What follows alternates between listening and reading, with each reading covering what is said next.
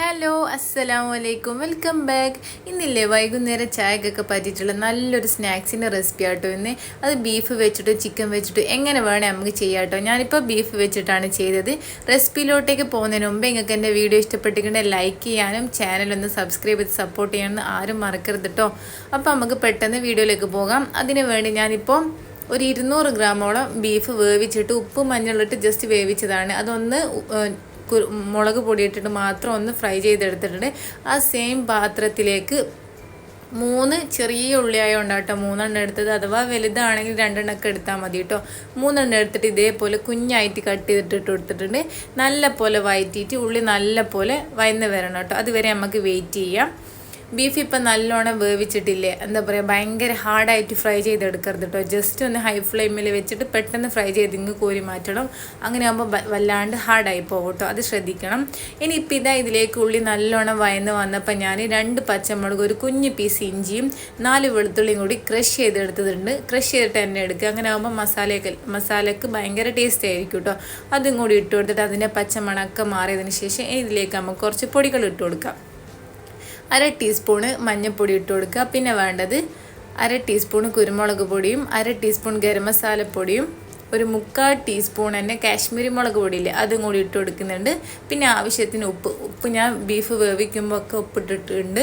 അതുകൊണ്ട് ഞാൻ ലാസ്റ്റ് നോക്കിയിട്ടാണ് ഇട്ട് ഇടുന്നത്.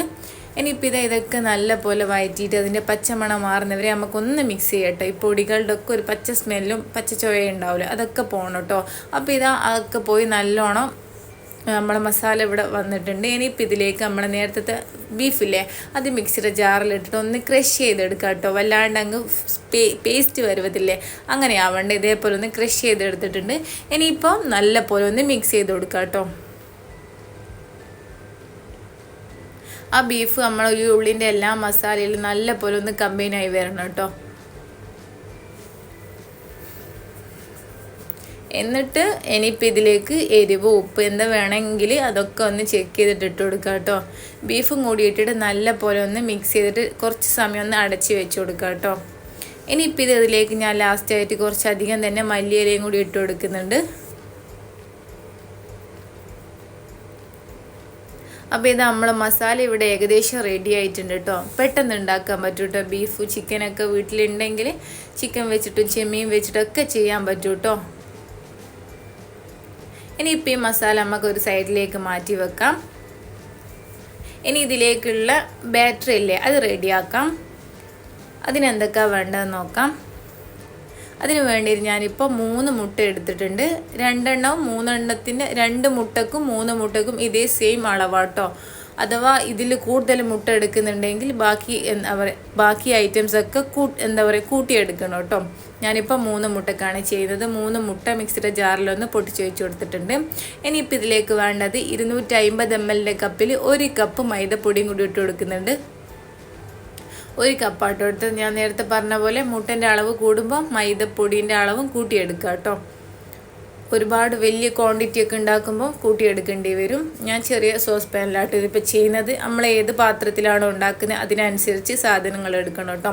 ഇനിയിപ്പോൾ ഇതിലേക്ക് 1/4 കപ്പ് പാലും കൂടി ഒഴിച്ചു കൊടുക്കുന്നുണ്ട്. പാൽ 1 കപ്പ് ഒഴിച്ചു കൊടുത്തിട്ട് വേണമെങ്കിൽ നിങ്ങൾക്ക് 1/4 കപ്പും കൂടി ഒഴിച്ചു കൊടുത്താൽ മതി കേട്ടോ. ഞാൻ ആദ്യം തന്നെ 1/4 കപ്പ് പാൽ ഒഴിച്ചു കൊടുത്തിട്ടുണ്ട്. അപ്പോൾ എൻ്റെ ബാറ്റർ കറക്റ്റായിട്ട് എനിക്ക് വന്നിട്ടുണ്ട് കേട്ടോ. ഇനിയിപ്പോൾ ഇതിലേക്ക് ഒരു 3/4 കപ്പ് സൺഫ്ലവർ ഓയിലില്ലേ അതും കൂടി ഇട്ട് കൊടുക്കുക. പിന്നെ 2 വെളുത്തുള്ളി ഇല്ലേ അതും കൂടി ഇട്ട് കൊടുക്കുക. വെളുത്തുള്ളി ഇടുമ്പോൾ നല്ലൊരു ടേസ്റ്റ് ആയിരിക്കും കേട്ടോ. ഇനിയിപ്പോൾ ഇതിലേക്ക് ഒരു 1/2 ടീസ്പൂൺ കുരുമുളക് പൊടിയും ആവശ്യത്തിന് ഉപ്പും കൂടി ഇട്ട് കൊടുക്കുന്നുണ്ട്. എന്നിട്ട് നമ്മൾ ഈ ബാറ്റർ നല്ല പോലെ ഒന്ന് അടിച്ചെടുത്തിട്ട് വരാം കേട്ടോ. നല്ല സ്മൂത്തായിട്ട് കട്ടകളൊന്നും ഇല്ലാണ്ട് അടിച്ചെടുത്തിട്ട് വരാം. അപ്പോൾ ഈ ഒരു തിക്നെസ്സിലാട്ടോ വേണ്ടത്. നേരത്തെ നിങ്ങൾ 1 കപ്പ് പാല ഒഴിക്കുന്നതെങ്കിൽ ഇത് കുറച്ച് കട്ടിയായിട്ടാട്ടോ ഉണ്ടാകുക. ഞാൻ ആദ്യം 1/4 കപ്പ് പാൽ ഒഴിച്ചുകൊണ്ട് കറക്റ്റ് തിക്നെസ്സിൽ കിട്ടിയിട്ടുണ്ട് കേട്ടോ. ഇനിയിപ്പോൾ ഞാൻ ഇതേപോലെ ഒരു സോസ് പാനിലാണ് ചെയ്യുന്നത്. അടിയിൽ വേറൊരു പഴയ പാൻ വെച്ച് ചൂടാക്കിയതിന് ശേഷം കേട്ടോ നമ്മൾ സോസ് പാനിലേക്ക് ബാറ്റർ ഒഴിച്ച് കൊടുക്കുന്നത്. കുറച്ച് നെയ്യ് തടവിയിട്ടുണ്ട്. നമ്മളെ ബാറ്ററിൻ്റെ പകുതി ഒഴിച്ച് കൊടുക്കുക കേട്ടോ. എന്നിട്ട് അതൊന്ന് അടച്ച് വെച്ച് കൊടുക്കുക. ഒരു 2-3 മിനിറ്റ് അതൊന്ന് സെറ്റ് ആയിക്കോട്ടെ. അപ്പോൾ ഇതാ 3 മിനിറ്റ് ശേഷം ഞാനത് തുറന്നിട്ടുണ്ട്. ഇനിയിപ്പോൾ ഇതിലേക്ക് നമ്മളുടെ നേരത്തെ ഫില്ലിംഗ് ഇല്ലേ റെഡിയാക്കി വെച്ചത് അത് ഇട്ട് കൊടുക്കുക. സ്പൂണ് വെച്ചിട്ട് സ്പൂണ് വെച്ചിട്ട് ഇടുമ്പോൾ എല്ലാ ഭാഗത്തും ഇങ്ങനെ കട്ട കെട്ടിയിട്ട് കിടക്കും. നമ്മൾ കൈ വെച്ചാകുമ്പോൾ നമ്മളെ കൈ കൊണ്ട് ഇങ്ങനെ പിച്ചിട്ട് എല്ലാ ഭാഗത്തും എത്തിയിട്ട് മസാല ഇട്ട് കൊടുക്കാൻ പറ്റും. അതുകൊണ്ടാണ് ഞാൻ കൈ വെച്ചിട്ടിടുന്നത്.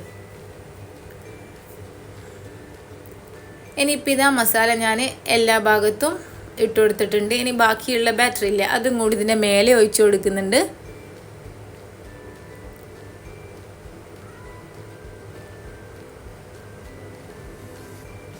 എന്നിട്ട് ഇതിൻ്റെ മൂടി അടച്ച് വെച്ചിട്ട് ഒരു 30-35 മിനിറ്റോളം വേണ്ടി വന്നിട്ടുണ്ട്. എനിക്കിത് കുക്കായി കിട്ടാണ്. ഓരോരുത്തർ പാത്രം എടുക്കുന്നതും ഫ്ലെയിം അനുസരിച്ച് സമയം കുറച്ച് വ്യത്യാസം വരും കേട്ടോ.